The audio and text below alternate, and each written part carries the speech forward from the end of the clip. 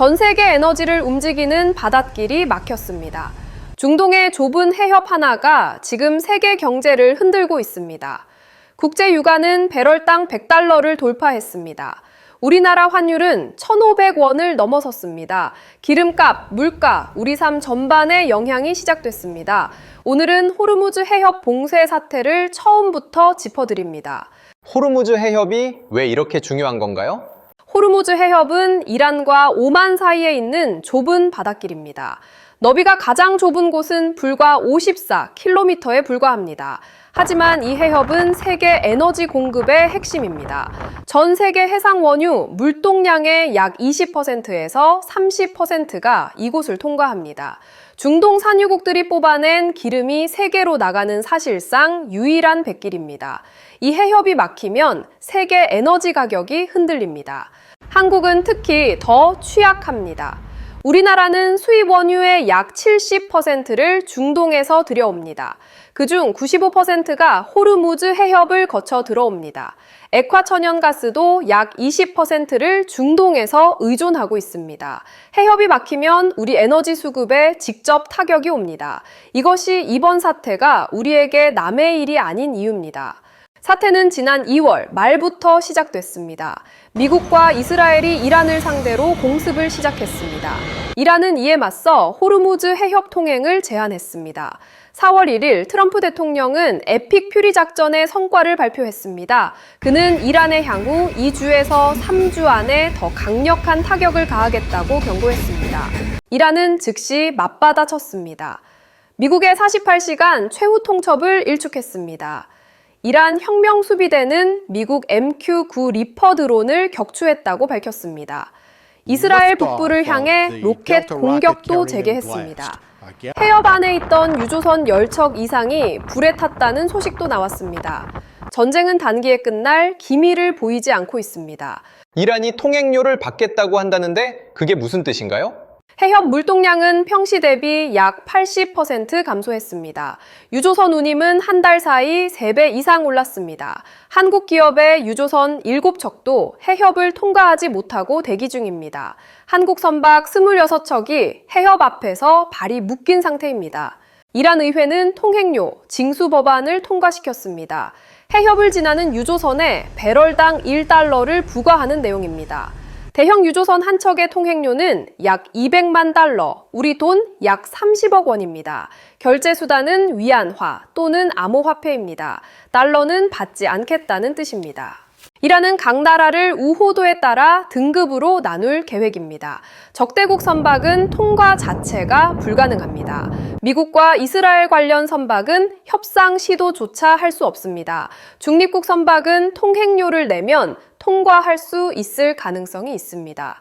중국은 이번 봉쇄의 원인이 미국과 이스라엘 때문이라고 공식 발언했습니다. 그동안 신중한 입장을 취하던 중국이 처음으로 미국을 직접 지목한 겁니다.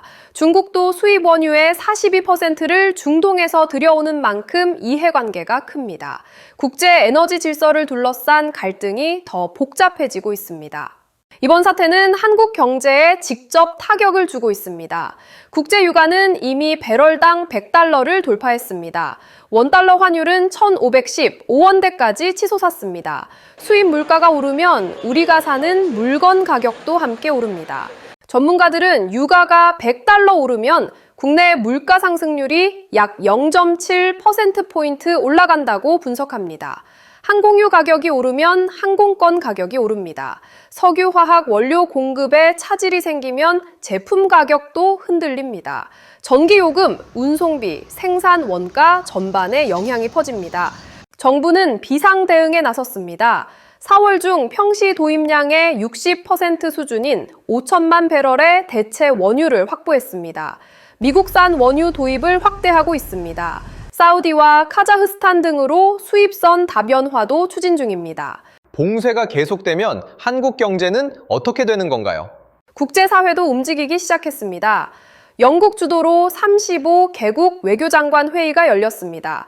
바레인은 유엔 안전보장이사회에 호르무즈 해협 무력 개방 결의안을 제출했습니다. 결의안은 회원국들이 모든 수단을 써서 해협 통행을 확보하도록 하는 내용입니다. 하지만 러시아와 중국이 반대 입장을 보이고 있습니다. 프랑스도 군사적 개방은 비현실적이라고 밝혔습니다. 결의안이 실제로 채택될 가능성은 높지 않다는 평가입니다. 국제 공조가 쉽지 않은 상황입니다. 트럼프 대통령은 이 문제를 정작 미국의 일이 아니라고 했습니다. 호르무즈를 통해 석유를 수입하는 나라들이 스스로 해결하라는 입장입니다. 동맹국들은 미국의 태도에 당혹감을 감추지 못하고 있습니다. 이 위기는 점점 각자 도생의 흐름으로 가고 있습니다. 국내 전문가들은 봉쇄가 장기화되기 어렵다는 분석을 내놓고 있습니다. 이란 경제는 사실상 석유 수출로 유지됩니다. 해협을 막으면 이란 자신도 석유를 팔 수 없게 됩니다. 이른바 자충수라는 지적입니다. 그러나 낙관하기는 이릅니다. 옥스퍼드 이코노믹스는 봉쇄가 장기화하면 유가가 배럴당 140달러까지 오를 수 있다고 경고했습니다. 일부 분석가는 4월 말까지 해결되지 않으면 180달러까지 치솟을 수 있다고 봤습니다. 세계 경제가 성장을 멈추는 임계점에 도달할 수 있다는 경고입니다. 미국 정보당국은 이란이 당분간 봉쇄를 풀 의사가 없다고 평가했습니다. 이란은 해협 통제권을 미국을 압박하는 유일한 카드로 보고 있습니다. 미국도 장기전을 원하지 않는 만큼 출구 전략을 찾을 것이라는 분석도 나옵니다. 결국 협상 가능성과 군사 압박이 동시에 진행되는 국면입니다. 앞으로 이 상황이 어떻게 흘러갈 수 있나요? 시나리오는 크게 두 가지입니다. 첫째, 미국이 조기 출구 전략을 찾아 전쟁이 소강 국면에 접어드는 경우입니다. 전문가들은 과거 걸프전이 43일, 이라크전이 42일 만에 대규모 작전을 종료했다는 점을 근거로 듭니다. 이 경우 유가는 점차 안정을 되찾을 수 있습니다. 둘째, 봉쇄가 장기화되는 경우입니다. 이 경우 유가 폭등은 물론 공급망 전반이 흔들릴 수 있습니다.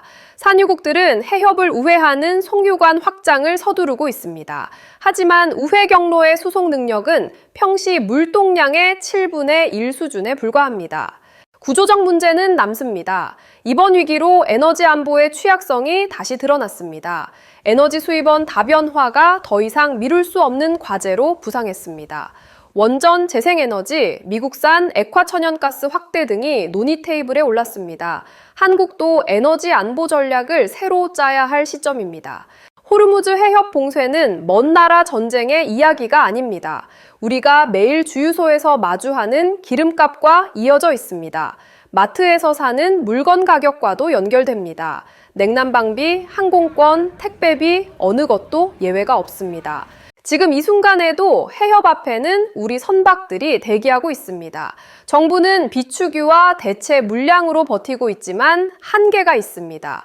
전쟁이 어떻게 끝나느냐가 우리 경제의 향방에도 영향을 줍니다. 에너지를 스스로 만들지 못하는 나라가 얼마나 취약한지를 이번 사태는 다시 보여주고 있습니다. 이 위기가 어떻게 전개될지 젤리 뉴스가 계속 전해드리겠습니다. 오늘 뉴스 여기까지입니다. 중동 사태는 앞으로도 변수가 많습니다. 여러분의 생각을 댓글로 남겨주시면 함께 이야기 나누겠습니다.